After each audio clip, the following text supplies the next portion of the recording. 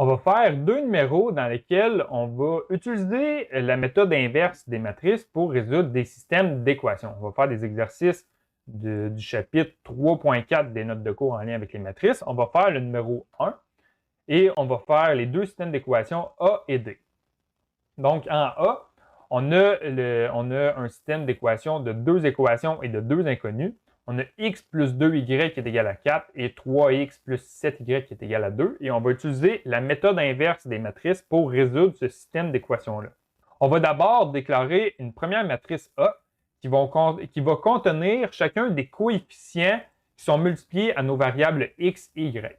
Donc, premièrement, on regarde la première colonne et la première ligne qui correspondent au coefficient de la variable x sur notre première équation. Donc, ici, on va avoir 1. Et ici, on va avoir 2, on va avoir 3 et on va avoir 7. Ensuite, notre vecteur x, c'est le vecteur contenant nos inconnus. Donc, notre vecteur x, on a deux inconnus. On a la variable x et on a la variable y.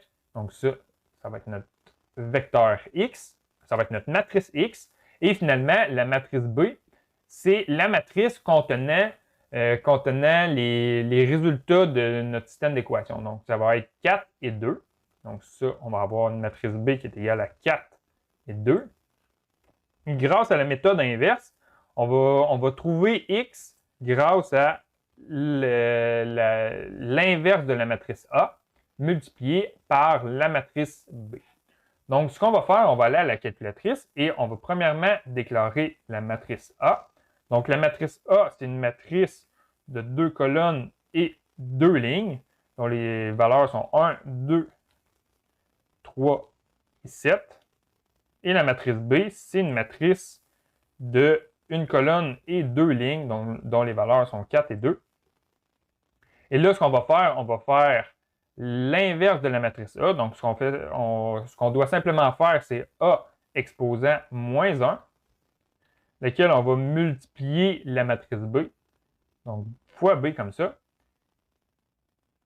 Donc, le résultat qu'on obtient, c'est la matrice X. Donc, X, c'est égal à une matrice de une colonne et deux lignes. Donc, 24 et moins 10. Donc, ça, ce qu'on en conclut, puisque notre matrice X, on avait dit que c'était X et Y, on en conclut donc que X est égal à 24 et Y qui est égal à moins 10. On va ensuite faire le numéro D ici. On va déclarer la matrice A comme étant la matrice contenant nos coefficients. Donc, on va avoir 1, 1, 1 et 1. 1, 1, 1 et 1. On va avoir ensuite 1, 1, 1 et moins 1. On va avoir 1, 1, moins 1 et 1. Et finalement, 1, moins 1, 1 et 1. Notre matrice X, c'est la matrice qui contient nos inconnus. Donc, on a 4 inconnus, X, Y, Z et W.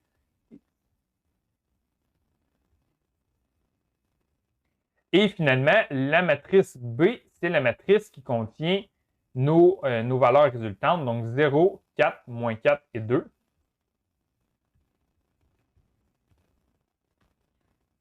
Et grâce à la méthode inverse, on va trouver X en calculant l'inverse de la matrice A multiplié par la matrice B. Et lorsque on effectue ce calcul-là à la calculatrice TI, on trouve la matrice suivante: 1, moins 1, 2 et moins 2. Donc ça nous permet de conclure que lorsqu'on a un x qui est égal à 1, un y qui est égal à moins 1, un z qui est égal à 2 et un w qui est égal à moins 2, on trouve les valeurs suivantes.